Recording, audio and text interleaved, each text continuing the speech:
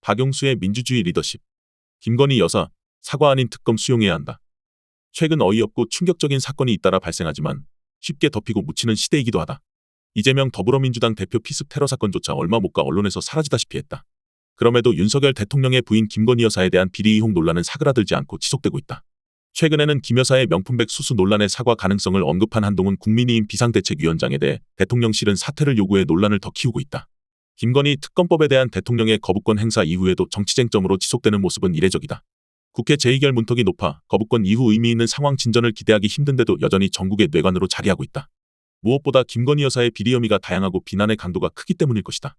국회 특별검사법의 수사 대상이었던 도이치모터스 주가 조작 사건 이외에도 명품백 수수, 양평고속도로 종점 변경 사건은 물론 리투아니아 순방중 명품 매장 방문, 지인들의 대통령 행사 동행, 학위 논문 표절, 이력 허위 기재, 건강보험료 월 7만 원 납부 등 다양하기가 이를 데 없고 하나하나 대통령 부인으로서는 상상도 할 수 없는 내용들이다. 특히 이들 비리 혐의 사례 중에는 국정 시스템이 무시된 경우마저 있었으며 발생 시점 역시 대부분 윤 대통령이 대통령 재직 시절이거나 검찰총장, 고위검사로 있을 때 발생해 권력형 비리 의혹의 성격마저 띈다. 그런데도 그동안 경찰이나 검찰은 무혐의 결정으로 일관해왔기에 수사나 기소의 진전을 기대하기 어려운 상황이었다. 큰 논란이 되고 있는 명품백 수수 의혹 사건 당시 현장 동영상을 보면 김 여사 접견을 위해 대기하고 있었던 사람들과 보안 검색 시스템 등을 확인할 수 있다. 그 장소는 윤 대통령 부부 사저가 있는 서초동 아크로비스타 건물 내 김 여사가 대표로 있던 코바나 컨텐츠 사무실로 알려졌다.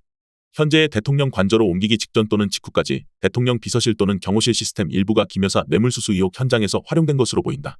검찰은 지난해 12월 6일 이 사건 수사를 시작했다고 했지만 아직 수사 진전이나 기소 관련한 어떤 발표도 없다. 대통령 가족의 비리 혐의에 대한 수사기관이 고위공직자범죄수사처가 아닌 이유도 의문이다. 특검법의 수사 대상인 도이치모터스 주가 조작 사건은 김 여사의 다양한 비리 의혹 사례 중에서도 범죄 증거가 명백히 제시되었고 검찰 수사를 위한 기간도 충분했던 사례다. 이 사건이 발생한 2010년 시점은 김건희와 윤석열 부부가 결혼한 2012년 이전으로 수사는 공수처가 아니라 검찰이 담당했다. 2022년 12월 2일 도이치모터스 주가 조작 사건 공판 중에 담당 검사는 김 여사 주가 조작 증거를 제시하며 명백하게 드러났다. 김 여사가 주가 조작을 위해 공범과 서로 연락하고 증권사 영업점 단말기 통화로 거래 결과를 확인한 내역들이 드러난 것이다. 이에 사건 공범들은 유죄 판결을 받았다. 이러한 증거가 공식적인 재판 과정에서 검사에 의해 제시되었음에도 검찰은 김 여사에 대한 압수수색이나 소환 조사를 실시하지 않았다. 때문에 국회의 특검 추진은 지극히 당연한 것이고 이를 추진하지 않는다면 국회의 직무유기인 셈이다. 그러나 국회의 특검법 발의 과정도 험난하기 이를 데 없었다. 민주당은 2022년 9월 이 사건을 포함한 김건희 여사 비리 의혹 사건들을 묶어 특검법안을 발의했다. 그렇지만 법사위원장이 국민의힘 소속인 상황에서 당시 민주당 이외의 야당 의원들에게 이 법안은 우선순위가 아니었고 민주당 단독으로 패스트트랙 지정에 필요한 상임위 의석이 한석 모자랐다. 결국 지난해 3월 24일 정의당이 특검법안을 발의하고 이에 민주당이 합의한 끝에 김건희 특검법안이 발의되었다.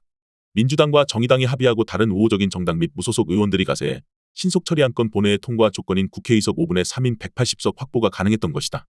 국민의힘은 이 사안을 이재명 민주당 대표의 사법리스크 방탄 쟁점이라는 논리로 대응했다. 그러나 민주당은 기존에 발의한 법안을 포기하고 정의당 발의안에 동의한 것인 만큼 이재명 방탄법안으로 규정할 근거는 없는 것이다. 당시 법무장관이었던 한동훈은 특별검사를 정의당이 지정하고 수사 상황 생중계가 독소조항이며 민주당의 총선용 선전선동에 유리한 악법이고 법 앞에 예외는 없다면서도 김건희 여사를 대상으로 예외적으로 만들어진 법안이냐 표현했다. 총선 이후에나 논의 대상이 될 수 있다는 정도로 해석되는 그의 주장은 오히려 총선 1년 이전에 발의된 법안을 이 경우만 예외적으로 바꾸자고 주장하는 것이다. 올해 1월 5일 윤석열 대통령은 김건희 특검법에 대해 거부권을 행사했는데 이는 두 측면에서 새로운 문제와 비판을 불러일으키고 있다. 형식적으로는 윤 대통령은 거부권 행사 직후 그 이유에 대한 설명이 없는 것이 문제다. 내용으로는 대통령이 공적 권한을 가족비리 방어를 위한 사적 목적으로 행사했다는 점이 결정적 문제다. 이후 대통령실은 특검법안이 관례상 여야 합의가 전제되어야 한다는 입장을 밝혔다. 그런데 합의는 협상 주체들의 상호협상과 수계 노력을 전제로 하는 것인데 이 사안에 대해 여당인 국민의힘이 지금까지 설득력 없는 주장 이외에 분명한 반대 이유를 제시하지 못했다. 대통령실의 입장은 국회의결 당시 본회의장을 퇴장한 여당을 내세워 거부권 의미를 주관적으로 해석한 것일 뿐이다. 대통령 거부권 행사 이후 국민의힘은 특별감사관 임명과 대통령실 내 제2부속실 설치안을 제시하고 있다. 특별감사관은 대통령 임기 후 임명 준비조차 없었던 것이고 지금도 임명 시도가 확인되지 않고 있다. 임명되더라도 임명 이전 추진된 특검을 배제시킬 이유가 될 수 없다.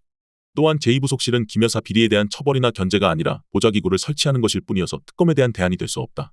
일각에서는 대통령 비서실장조차 제2부속실을 컨트롤할 수 없을 것이라며 부정적이다. 또 김 여사의 추후 비리에 대한 감시와 수사는 공수처가 담당해야 하는데 공수처는 현재 제 기능을 수행하지 못하고 있는 상황이다. 이외에도 최근 김 여사의 직접 사과 필요성이 국민의힘 내부에서 제기되고 있는데 사과로 매듭 지을 수 없는 사안이라는 점에서 납득할 수 없다. 이는 감성적인 호소를 통해 총선에 대한 부담을 완화시키고 싶다는 의사일 뿐이다. 불법 의혹 책임을 사과로 면할 수 있다는 주장은 피해자와 사법 절차를 무시하는 것이다. 어떤 것도 김건희 여사의 반복적인 비리 의혹에 대한 책임 있는 수사와 처벌로 보기 힘들다.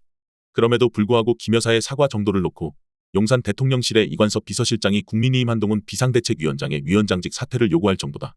그만큼 김 여사의 법적 문제가 여권 내에서도 손떼기가 어렵다는 것을 반증한다. 나라의 권력 서열 1위가 김 여사라는 세간의 풍문이 틀리지는 않는다는 얘기다.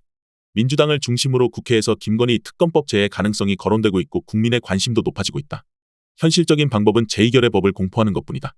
특히 총선 공천이 확정된 후 국민의힘 의원들 중에 국회 제2결에 찬성하거나 기권표가 나올 상황을 예상할 수 있다. 국민의힘 의원 20명이 찬성하거나 찬성 의원이 없더라도 36명이 표결에 기권하면 대통령 거부권 효력은 상실되고 특검법은 바로 발효된다. 물론 국민의힘 찬성과 기권 의원 수가 그 범위에서 섞여도 특검법이 살아날 수 있다. 김건희 특검에 대한 거부권 행사에도 불구하고 이 사안의 논란이 지속되는 것은 무절제한 검찰 국가에 대한 실질적 견제가 필요하다는 반증인 셈이다. 지금 국회는 견제 능력을 절제할 때가 아니라 여야 합심의 행정부와 대통령 권한에 대한 견제 능력을 보여줄 때다. 더 칼럼니스트